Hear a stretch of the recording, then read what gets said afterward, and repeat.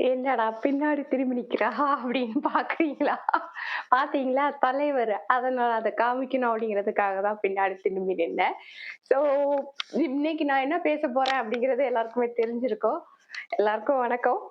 ஆமா, இன்னைக்கு நான் வந்து கூலி மூவி பத்தி தான் பேச போறேன். பாத்துட்டேன். அதனால தான் இன்னைக்கு அத வந்து வீடியோ போட்டுறணும் அப்படிங்கிற ஒரு இதோட இருக்கேன்.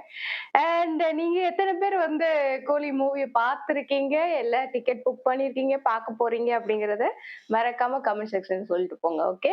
அண்ட் தலைவர் படத்த வந்து பார்க்கும்போது நம்மளுக்கு வந்து அத ரிவ்யூ பண்ணணும் அப்படின்னு தோணும் இல்லையா? சோ நீங்க கூலி படம் பார்த்தவங்க, கூலி படத்த பத்தி நீங்க என்ன நினைக்கிறீங்க? அப்படிங்கிறத வந்து ஒரு 4 லைன்ல வந்து சுருக்கமா ஒரு ரிவ்யூ குடுத்தீங்கன்னா, அத வச்சு நம்ம நெக்ஸ்ட் ஒரு வீடியோ பண்ணலாம். இந்த வீடியோல என்னோட ரிவ்யூவ நான் சொல்லிடுறேன். ஓகேவா? அண்ட் ஃபர்ஸ்ட் ஆஃப் ஆல் என்ன அப்டின்னா, தலைவர் படம் போய் நம்ம பார்க்கும்போது வந்து ஒரு தடவ பார்த்தாக்கல நம்மளுக்கு வந்து அது புரியவே புரியாது. எனக்கு அப்படிதான். ஏன் தெரியுமா? நான் வந்து போய் பார்த்தேன் அப்படின்னு சொன்னா தலைவர தவிர வேற எதையுமே பார்க்க மாட்டேன். அதனால வந்துட்டு கதை ஓரளவுக்கு எனக்கு புரியுறது கஷ்டம் ஃபர்ஸ்ட் டைம் பார்க்கும்போது. ஓரளவுக்கு பார்த்துருவேன். ஆனா ரொம்ப அப்படியெல்லாம் கிடையாது. இருந்தாலும் வந்து நம்ம வந்து ஒரு ஃபைட் போய்க்கிட்டே இருக்கும். நம்ம தலைவர் மட்டுமே பார்த்துட்டு இருப்போம். நான்லாம் அப்படிலாம் வந்து பார்த்துருக்கேன். நீங்க எத்தன பேர் அப்படி பார்த்துருக்கீங்க அப்படின்னு எனக்கு தெரியல. நான் வந்து கொஞ்சம் அப்படிதான். கொஞ்சம் அப்படியே பார்த்துட்டே இருப்பேன். அப்புறம் வந்து சீன் போயிட்டே இருக்கும். ஆஹா! சீன் போயிட்டே இருக்கே! அப்படின்னு சொல்லிட்டு அதுக்கப்புறமா கொஞ்சம் அப்படியே கவனம் வரும். தலைவர மட்டும் பார்த்துட்டு இருப்பேன். அவர் என்ன பேசுறாரு, வைக்கிறாரு அந்த கவனம்லாம் போயிரும். அந்த மாரிலாம் இருப்பேன்.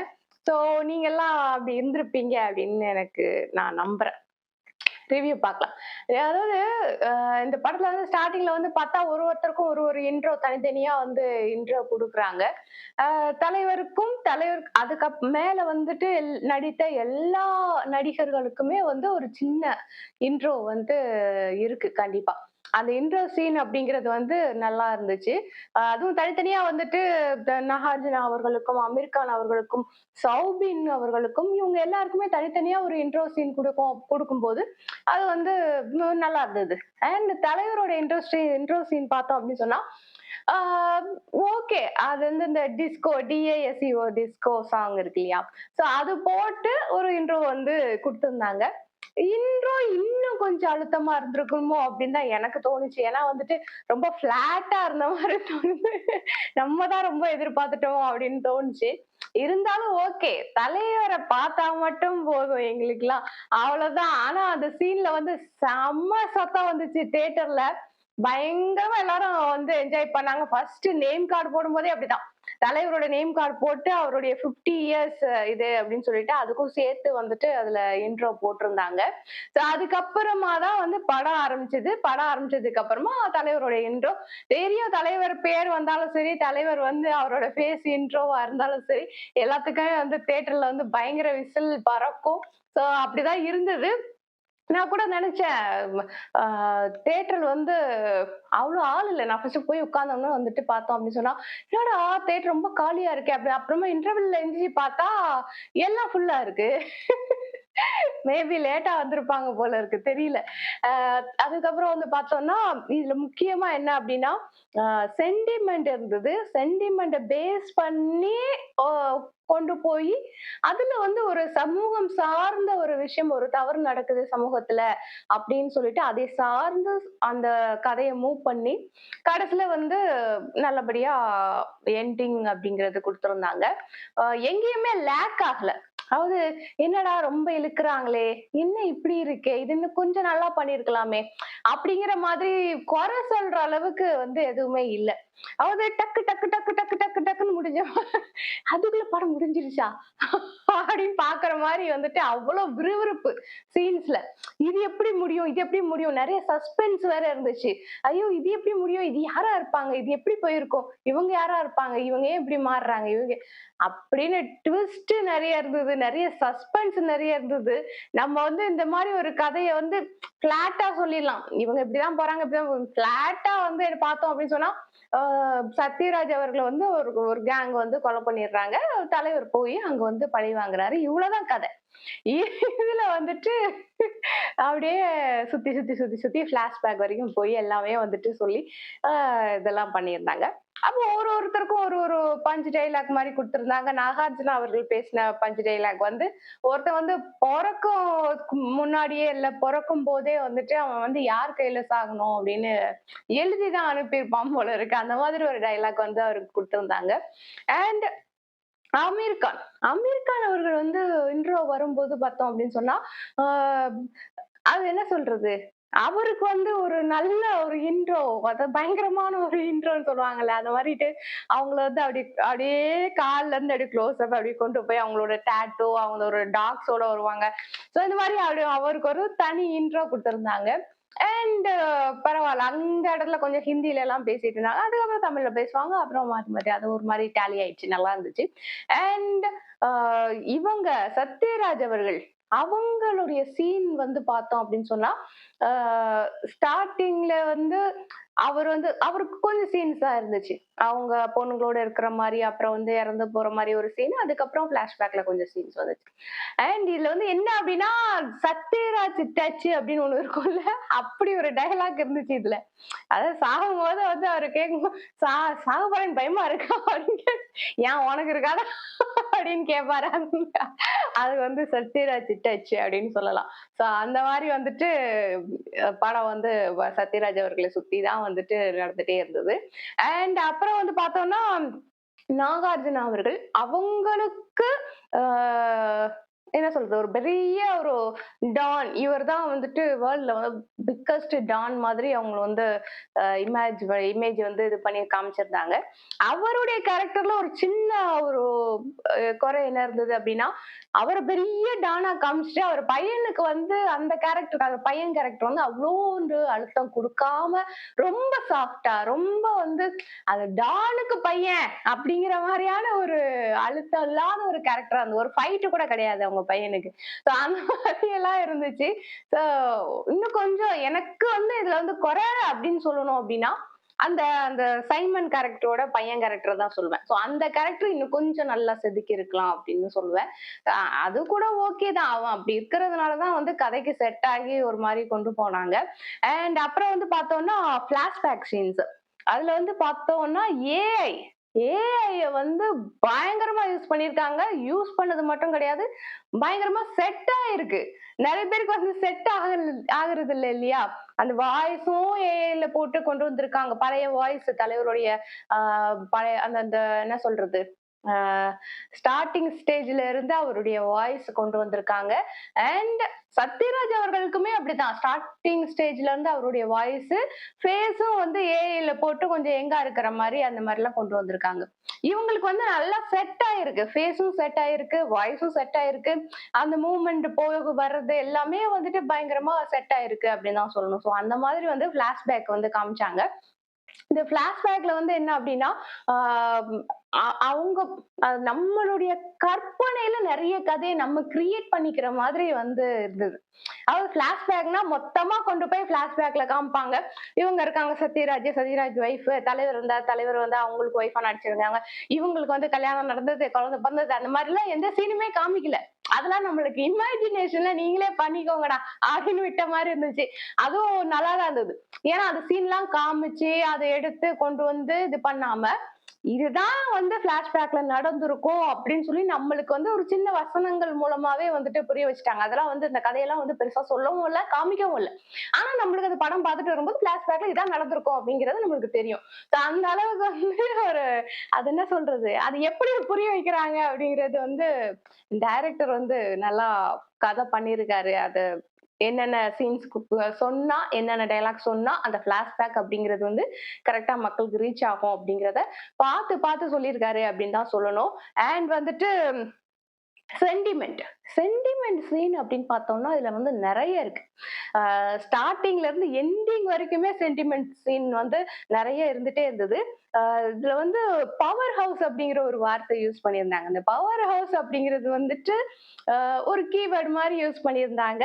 அண்ட் லாஸ்ட்ல வந்து மேல அவங்க கிட்ட போய் என்ன சொல்லுவேன் கேட்கும் போது கூட பவர் ஹவுஸ் அப்படின்னு சொல்லிட்டு இது பண்ணுவாரு சௌபின். ஸோ அந்த மாதிரி வந்துட்டு ஒரு பாஸ்வேர்டு மாதிரி. அண்ட் அந்த பாஸ்வேர்டுக்கு என்ன அர்த்தம் அப்படிங்கிறது வந்து காமிச்சிருக்காங்க. அது கொஞ்சம் மைன்யூட்டா ரொம்ப யோசிச்சு பார்த்தா தான் நம்மளுக்கு புரியும். எதுக்காக அந்த பாஸ்வேர்ட் யூஸ் பண்றாங்க? எதுக்காக வந்து அவர் வந்து இது பண்றாரு? எப்படி வந்து இந்த பாஸ்வேர்ட வந்து இது பண்ண அ அத வச்சு இவர் என்ன பண்றாரு? அப்படிங்கிறது வந்து மேலோட்டமா பார்க்கும்போது நமக்கு புரியாது. சோ கொஞ்சம் டீப்பா போய் பார்க்கும்போது, ஓ! இந்த பாஸ்வேர்டுக்கு இந்த அர்த்தம் தான். இந்த அர்த்தத்த தான் இவர் வந்து பண்ணியிருக்காரு அப்படிங்கிறது வந்து கொஞ்சம் வந்து யோசிச்சா தான் புரியும். அது மேலோட்டமா பார்த்தா புரியாது அப்படிங்கிறது. நானுமே ஃபர்ஸ்ட் பார்த்துட்டு வந்ததுக்கு அப்புறம் ரொம்ப நேரம் யோசிச்சுட்டு இருந்தேன். இந்த பவர் ஹவுஸ் அப்படிங்கிற வேர்ட் வந்து எதுக்கு யூஸ் பண்ணியிருக்காங்க? எதனால யூஸ் பண்ணியிருக்காங்க? இதனால எப்படி கதையில வந்து ஜாயிண்ட் ஆகுது அப்படின்னு சொல்லிட்டு ரொம்ப நேரம் யோசிச்சதுக்கு அப்புறம் தான் எனக்கு வந்து ஐடியா வந்துச்சு. சோ அந்த மாரி வந்துட்டு பவர் ஹவுஸ் அப்படிங்கிற ஒரு வார்த்தை யூஸ் பண்ணியிருந்தாங்க.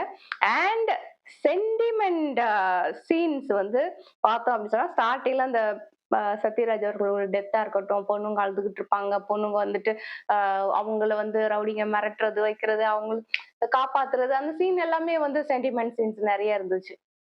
சோ அதுல வந்துட்டு பார்த்தோம் அப்படின்னு சொன்னா, ஆ நெறைய டயலாக்ஸ் கூட கொஞ்சம் முன்னும் பின்னுமா இருந்ததுன்னு வச்சுக்கோங்களேன். அந்தந்த இடத்துக்கு தேவைப்படுற மாரி டயலாக்ஸ் இருந்ததுன்னு வச்சுக்கோங்களேன். சோ இதுல வர எல்லா கேரக்டர்ஸுமே ரொம்ப நல்லா பண்ணியிருந்தாங்க. அண்ட் இன்டர்மிஷன்ல தான் "முச்சிடலாமா" அப்படின்னு சொன்னோனே ஒரு இன்டர்மிஷன் வரும். சோ அது வந்து வில்லன் சொல்ல வேண்டிய வார்த்தை ட்விஸ்ட் ஆகி வந்து தலைவர் சொல்லுவாரு. ஏன் தலைவர் சொல்றாரு அப்படிங்கிறத தான் இன்டர்மிஷனுக்கு அப்புறம் காமிப்பாங்க. சோ நல்லா தான் இருந்துச்சு. அண்ட் சென்டிமெண்டலா இதுல வந்து காமிக்கப்பட்ட ஒரு படம் என்ன அப்படின்னா, நம்மளுடைய அ தளபதி மூவி. தளபதி மூவினா என்னது? நம்மளுடைய மம்புட்டி அவர்களும், நம்மளுடைய தலைவர் அவர்களும் நடித்தார்கள் இல்லையா? அந்த தளபதி மூவி. அந்த மூவில இருந்து சில விஷயங்கள் இதுல வந்து பொருந்தி வந்தது. ஏன்னா தேவா அப்படிங்கிற பேர் வந்து தேவராஜ் அப்படின்னு சொல்லிட்டு, அதுல வந்து மம்முட்டி அவர்களுடைய பேரு தேவராஜ்ன்னு இருக்கும். தலைவருடைய பேர் சூர்யான்னு இருக்கும். சோ அதுல வந்து ஒரு எண்டிங்ல மம்முட்டி அவர்கள் இறந்துருவாங்க கிளைமேக்ஸ்ல. அதுக்கப்புறம் வந்து தலைவர் வந்து அவங்க எப்படி பழி வாங்குறாங்க, அவங்கள கொன்னவங்கள அப்படின்னு சொல்லிட்டு காமிக்கக்கூடிய ஒரு கேரக்டரா தளபதி மூவில இருந்தது. சோ அதுல இருந்து இங்க என்ன கன்டின்யூ ஆகுது அப்படின்னா, அந்த தேவராஜ் அப்படிங்கிற பேரு அதாவது நண்பனை கொன்னவன இவங்க போய் பழி வாங்குறாங்க இல்லையா? சோ அந்த ஒரு விஷயம். அண்ட் இன்னொரு விஷயம் என்ன அப்டின்னா, ஆ சுந்தரி கண்ணால் ஒரு சேரி அந்த சாங் அந்த ஜோடி தலைவர் அவர்களும், சோபனா அவர்களும் சேர்ந்திருக்கக்கூடிய அந்த ஒரு ஃபோட்டோ வந்து காமிக்கிறாங்க இதுல. அந்த பிளாஷ்பேக் எதுவுமே காமிக்கல. எப்படி இது பண்ணாங்க, வச்சாங்கன்னு எதுவுமே காமிக்கல. சோ இதுல வந்துட்டு என்ன அப்டின்னா, அ அவங்க எப்படி இறந்து போனாங்க அப்படிங்கிறதெல்லாம் வந்துட்டு அத வசனமாவே சொல்லிட்டாங்க. எதுவுமே வந்து அந்த நடிகர்கள் வந்து நடிச்சு காமிக்கல பிளாஷ்பேக்ல. பிளாஷ்பேக் சீன்ல வந்து இவங்க யாரெல்லாம் காமிக்கிறாங்க மெயினா அப்படின்னா, ஃபர்ஸ்ட் தலைவரு, அதுக்கப்புறம் வந்துட்டு சத்யராஜ் அவர்கள் காமிச்சாங்க. அப்புறம் உபேந்திரா அவர்கள். இவங்க எல்லாரும் ஒண்ணா வந்து ஒரே இடத்துல வேலை செய்யற மாரியும், அந்த சீன்ஸ் எல்லாம் வந்து ஏஐல வந்து கிரியேட் பண்ணியிருந்தாங்க. ரொம்ப நல்லா இருந்துச்சு பார்க்கறதுக்கு. அண்ட் சென்டிமெண்ட் தான் வந்துட்டு இதுல பேஸ் லைன். சென்டிமெண்ட் பேஸ் வச்சு அதுக்கு மேல வந்து பழி வாங்கக்கூடிய ஒரு இது வச்சு, அதுக்கு மேல வந்துட்டு ஃபைட் அது இதுன்னு நெறைய வந்து ஃபில் பண்ணியிருக்காங்க. அந்த கிளைமேக்ஸ் சீன்ல அந்த போட்டோவ பார்த்துட்டு அவர் வந்து கண் கலங்கும்போது, என்ன சொல்றது? லைஃப்பையே வந்துட்டு நண்பர்களுக்காக, கூட வேலை பார்த்தவங்களுக்காக, லைஃப்பையே வந்து தியாகம் செய்ற ஒரு கேரக்டர் தான் வந்துட்டு நம்மளுடைய தேவா கேரக்டரா இருந்தது. ஸோ தேவராஜ் அப்படிங்கிற ஒரு மனுஷன வந்து இதுல வந்து முழுசா பார்த்தோம் அப்படின்னு தான் சொல்லணும். ஸோ அவருடைய லைஃப் வந்து எப்படி இருக்கு? அவர் நெனச்சிருந்தா வந்து அவரு எஸ்கேப் ஆயிருக்கலாம். ஆனா வந்து ஆகாம, தன் கூட வேலை பார்த்தவங்களுக்காக, நண்பர்களுக்காக நின்னு அவங்க வந்து எவ்வளவு இது பண்றாங்க அப்படிங்கிறது. அண்ட் அவருடைய கூலி நம்பர் 5821 அப்படின்னு சொல்லிட்டு அந்த நம்பர். அத வச்சு சில விஷயங்கள பண்ணியிருந்தாங்க படத்துல. தலைவருக்கு கூலி நம்பர் அப்படின்னு பார்த்தோம்னா, நம்மள தீ அப்படிங்கிற படத்துல வந்து 786 நம்பர் போட்டிருப்பாங்க. அண்ட் உழைப்பாளி அப்படிங்கிற படத்துல வந்து 777 போட்டிருப்பாங்க. ஸோ அதே மாதிரி இந்த படத்துல வந்து 5821 அதுக்கு வந்து என்ன பிளாஷ்பேக் அப்படிங்கிறது வந்து லோகேஷ் அவர்கள் ஆடியோ லான்ச்லயே சொல்லியிருந்தாங்க. ஸோ அந்த மாதிரி வந்துட்டு மேபி இது வந்து உண்மை கதையாக கூட இருக்கலாம். உண்மை கதையை தழுவி கூட எடுக்கப்பட்ட கதையாக இருக்கலாம். ஏன்னா, இதுல வர நெறைய சீன்ஸ் வந்து நம்ம நியூஸ்ல படிக்கிற சீன்ஸா, நம்ம படிக்கிற அந்த விஷயங்கள்ல வந்து கோர்த்து ஒரு கதையா பண்ண மாதிரி தான் இருந்தது. ஸோ மோஸ்ட்லி வந்து எல்லாமே வந்து உண்மையா நடந்திருக்க வாய்ப்புகள் இருக்கு அப்படிங்கிறது தான் என்னுடைய கருத்து. அதாவது 2, 3 விஷயங்கள சேர்த்து ஒரே கதையா பண்ணுவாங்கல்ல. சோ அந்த மாதிரி எல்லாமே ஒரே இடத்துல நடந்திருக்கும் அப்படின்னு நான் சொல்ல வரல. ஸோ 2, 3 இடத்துல நடந்த நியூஸ்களெல்லாம் கலெக்ட் பண்ணி, இவர் வந்து ஒரு கதையா வந்து சொல்லியிருக்காரு அப்படின்னு சொல்லணும்.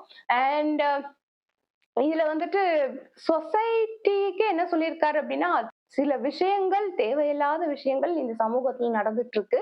சோ அதுல இருந்து மக்களை காப்பாத்தணும். இது எப்படி பண்றாங்க வெளியிலயே வராம அப்படிங்கிற ஒரு சீக்ரெட்டான விஷயங்கள் எல்லாம் இதுல சொல்லியிருக்காங்க. இதுக்கு முன்னாடி வந்து லோகேஷ் கனகராஜ் அவர்கள் எடுத்த படத்துல இருந்து அவங்க என்னென்ன சமூக ஆஹ் சார்ந்த அந்த விஷயங்களை சொன்னாங்களோ அந்தந்த விஷயத்துல சில மாறுதல்கள் சமூகத்துல நடந்துகிட்டு இருக்கிறத நம்ம கண்கூட பார்த்துட்டு இருக்கோம். சோ அந்த மாதிரி இந்த விஷயத்திலயும் நடக்குமா, இந்த விஷயம் சார்ந்து யாருன்னா வந்து வெளியில வருவாங்களா, இது மாதிரி அநியாயங்கள் நடக்கிற இடத்துல இருந்து ஏதாவது ஒரு விஷயத்துல மக்கள் காப்பாற்றப்படுவார்களா அப்படிங்கறதெல்லாம் வந்துட்டு நம்ம எதிர்பார்க்கிறோம். பார்ப்போம் என்ன நடக்குது அப்படிங்கறத வந்து பொறுத்திருந்துதான் பார்க்கணும். ஓவரால் பார்த்தோம் அப்படின்னு சொன்னா தலைவரை பார்த்தேன், ரசிச்சேன். தலைவருடைய ஃபைட்டு, அவருடைய ஏஐ, அவருடைய ஓல்டு வாய்ஸ் எல்லாமே பார்த்து ரசிச்சுட்டு வந்தாச்சு. அண்ட் திரும்பவும் போவேன், திரும்பவும் பார்ப்பேன், திரும்ப திரும்ப பார்ப்பேன். தலைவர் படத்தை திரும்ப திரும்ப பார்ப்பேன். அண்ட் திரும்ப திரும்ப பார்க்கும்போது தான் நம்மளுக்கு வந்து அந்த கதையை பார்க்கணும் அப்படின்னு தோணும். நான் ஃபர்ஸ்டே சொன்ன மாதிரி ஃபர்ஸ்ட் டைம் போய் பார்க்கும்போது நம்மளுக்கு தலைவர் மட்டும் தான் தெரிவாரு. வேற யாருமே நம்மளுக்கு கண்ணுக்கு தெரிய மாட்டாங்க. இப்ப கூட நான் வந்ததுக்கு அப்புறம் கூட அவருடைய அந்த அந்த ஃபேஸ் மட்டும் தான் ஞாபகம் இருக்கு. அந்த பழைய பிளாஷ்பேக்ல காமிக்கிற அந்த ஃபேஸ், இந்த ஃபேஸ் மாத்தி மாத்தி அதுதான் ஞாபகம் இருக்கு. எனக்கு வந்து வேற எதுவுமே நாகார்ஜுனா அவர்களோட ஃபேஸோ, அமீர் கான் அவர்களோட ஃபேஸோ, உபேந்திரா அவர்களோட ஃபேஸோ எந்த ஃபேஸுமே எனக்கு ஞாபகம் இல்ல. தலைவரோட ஃபேஸ் மட்டும் தான் ஞாபகம் இருக்கு. சோ பார்த்தாச்சு, வந்தாச்சு, ரிவ்யூ போட்டாச்சு. இன்டைரக்டா நிறைய விஷயங்கள் சொல்லியிருக்காங்க. சோ அந்த இன்டைரக்டா சொல்லியிருக்கக்கூடிய விஷயங்கள் புரியல அப்படின்னு சொன்னா படம் வந்து புரியறதுக்கு வாய்ப்பு இல்ல. அப்படி இன்டைரக்டா சொல்லக்கூடிய விஷயங்கள் எல்லாம் புரிஞ்சுது அப்படின்னா படம் ஓவரால் வந்து நல்லா இருக்கு அப்படின்னு தான் நம்ம சொல்லுவோம். சோ அந்த மாதிரியான ஒரு படம் தான் நம்மளுடைய கூலி திரைப்படம். சோ நீங்களும் போய் பாருங்க. பார்த்துட்டு வந்து என்ன நினைக்கிறீங்க அப்படிங்கறத மறக்காம கமெண்ட் செக்ஷன் சொல்லிட்டு போங்க. அண்ட் கூலி திரைப்படத்துல உங்களுக்கு ரொம்ப பிடிச்ச சீன் என்ன அப்படிங்கறத மறக்காம கமெண்ட் செக்ஷன்ல சொல்லிட்டு போங்க. அண்ட் நான் எப்பவுமே சொல்ற மாதிரி நம்மளுடைய இந்த வெற்றி பெற்ற சேனலை மறக்காம சப்ஸ்கிரைப் பண்ணிடுங்க. அண்ட் அடுத்த வீடியோவில் சந்திக்கிறேன். அதுவரை பாய்.